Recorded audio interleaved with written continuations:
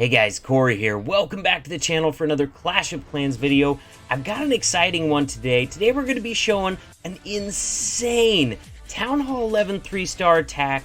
This is from my buddy Warpig, and the really special thing about this attack is this is his very first attack in the WHF family, and he's going to swag 8 spell space against this competitive war base in an MLCW match, in a competitive war.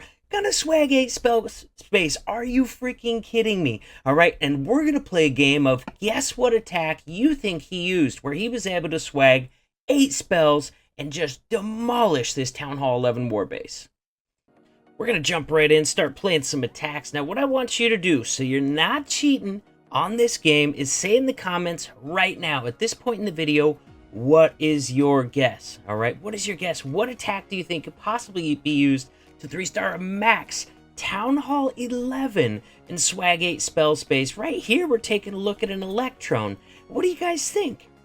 Do you guys think it might have been Electron? Let's see. If you used 1 clone spell, which is really common in competitive attacks, and 1 rage, that is 5 spell space, leaving you 8 spell space left over. Now, you would have to get some crazy good value from that raged up E-Dragon, but honestly, guys, I've seen that happen. A lot of times on these Electron, you're either going to get massive value or not what you were hoping for. But sometimes that E-Dragon goes insane, and those Chain Lightnings just demolish the whole core of the base. So could you finish the rest of a Town Hall 11 where the E-Drag got some great value in there with just an entire army of Lalo and a Grand Warden ability? I'm going to say, yeah, definitely possible. So I would say if you're leaning towards Electron, that is not a bad guess, because I can definitely see that happening at Town Hall 11. Of course, you are going to have to wait a little bit to find out which attack got it done.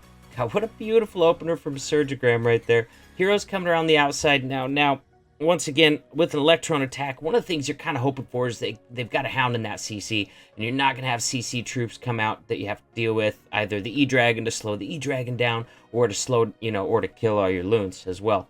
So, obviously, not going to be an issue for Surgigram here. He got some great value with the Sui Heroes, got some decent value with the E-Dragon as well, and now he's coming in with Lalo. Made sure to direct target that Wizard Tower that otherwise probably loons would have had to backtrack around to that side of it there, and just a really nice rotational Lalo coming in there. Had that Inferno Tower and Air Defense combo frozen there for a little bit. That's some excellent freeze value, finding those 2 defenses really close right next to each other.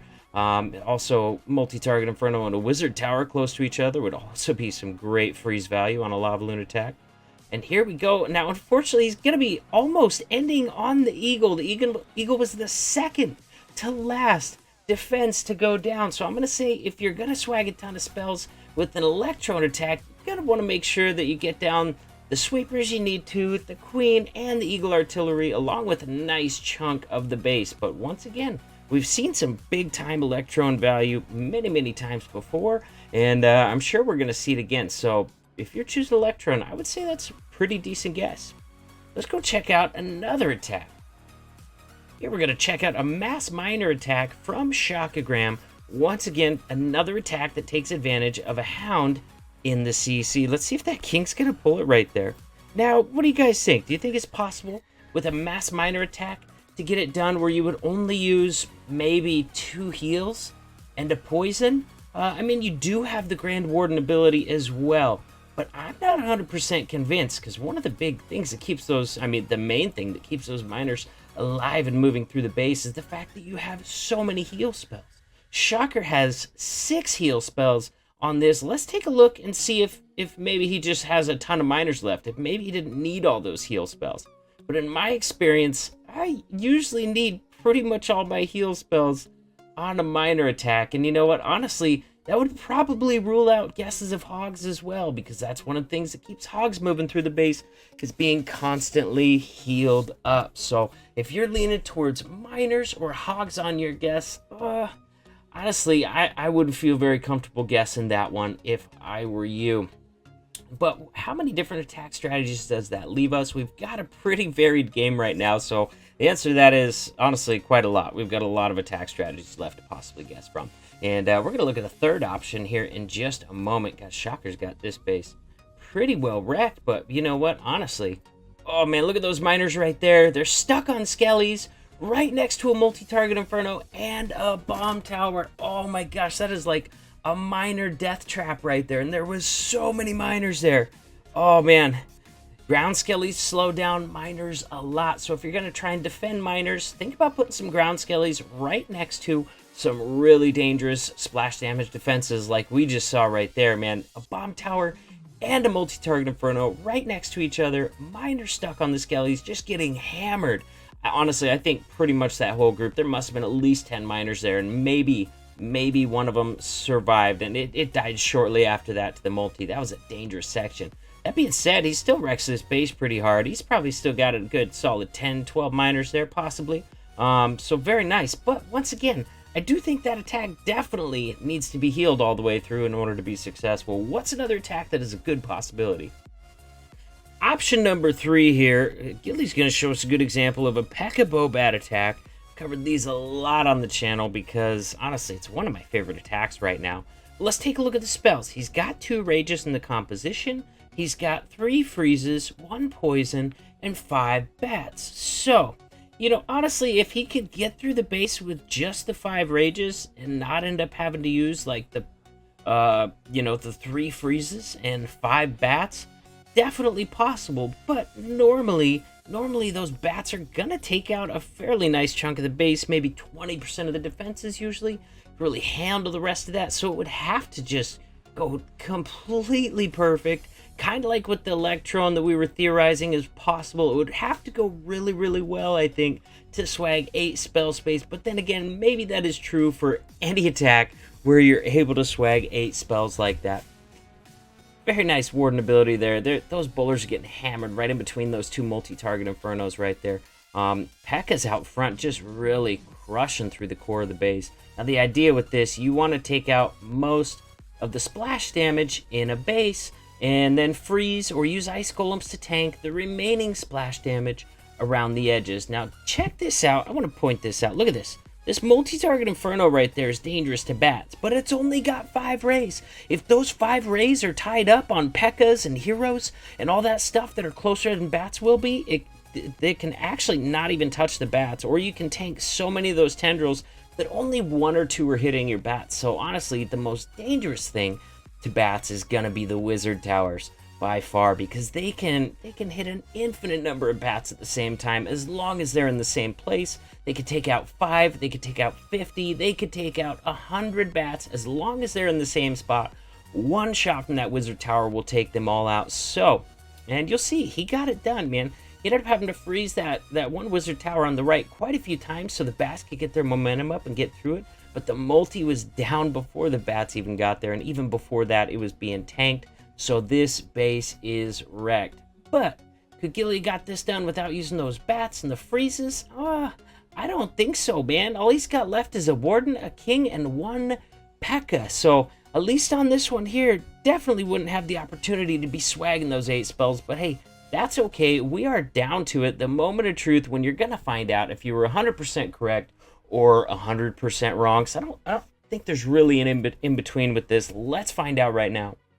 Here we've got it, the moment of truth. This is the base War Pig, and his very first attack in the WHF family is getting ready to swag 8 spells on this base. And if you answered P.E.K.K.A. Bobat in the comment section, then you are a winner. You are 100% correct. And this is actually the second time we've seen this. We saw a Town Hall 10 do it, gosh, not even that long ago at all. And now Town Hall 11 pulling it off as well. Congrats, buddy, on getting this done. Amazing attack and your very first ever attack in the WHF family. Pretty impressive stuff, man. Building this funnel just very, very nicely. Got that E-Dragon. Did excellent work over there. Look at the funnel. Look at those 2 buildings remaining. Guys, if you enjoyed this video, do me a favor, hit that subscribe button. That really is the best way to say thank you. Look at the funnel he created. We had some dead space over here that makes sure that those bowlers not going to try and walk around after that wizard tower. And the E-Dragon took out all the builds right here. He's got a perfect funnel to get his P.E.K.K.A.s, bowlers, heroes into that base. Man, I absolutely love that funnel. It doesn't get much better than that. So P.E.K.K.A.'s bowlers heading in. He is going to be poisoning that CC, which is good because it got a witch in there, and those skellies can keep the P.E.K.K.A.s distracted for quite a while if there's no poison there. You just kind of hope that your raged up bowlers get bounces down on all those skellies so the P.E.K.K.A.s can take out the witches. But with the poison, not going to be an issue at all. Very nice warden ability right there, keeping all those invincible during a time of really high damage. Now they're into that middle channel of the base where they have so much access. Bowlers can reach over the wall. Queen can reach over in the wall. If she decided to go in that channel right there and just smash all those defenses that are on the other sides. Wall Wrecker has made it through almost the entire base. Oh my god, you guys. Is this going to go through the entire base? Top to bottom? Yes, it does. Look at that Wall Wrecker. Oh my gosh. If you want your Wall Wrecker to make it that far in a base or even close, the trick is putting the P.E.K.K.A.s down in front of the Wall Wrecker. Put those P.E.K.K.A.s down first, they can do tanking, and your Wall Wrecker opens up access to so much of the base. Look down in that composition bar right there. 3 freezes, 5 bat spells. Now, I can understand why he didn't use them sooner. I think he was hoping to probably grab that multi-target Inferno right there, and then he could freeze through the Wizard Tower. But, man, you might be able to reach both of those at the same time with a freeze, but it's not easy.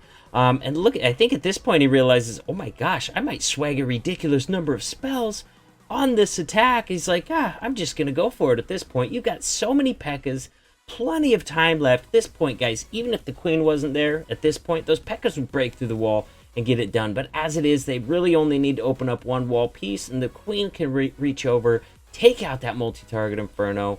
Just wow. Still 4 P.E.K.K.A.s alive at this point, you guys. 4 P.E.K.K.A.s left up, 8 spells left over. Queen is still alive. Oh my god, that Ice Golem completely froze that multi right before it got taken out. What an amazing attack, guys. If you enjoyed the attack, if you enjoyed the video, if you haven't done it already, press that subscribe button. I do appreciate it. Thank you guys for coming to hang out with me today. It was a lot of fun. Always enjoy seeing attacks that are just this insane. 8 spell swag versus a max Town Hall 11. And this is not a farm clan. This is not a farm base. This was an MLCW competitive war. Max base, competitive base. Oh, mind blown, guys. I love it. With that, friends, I will see you in the next video.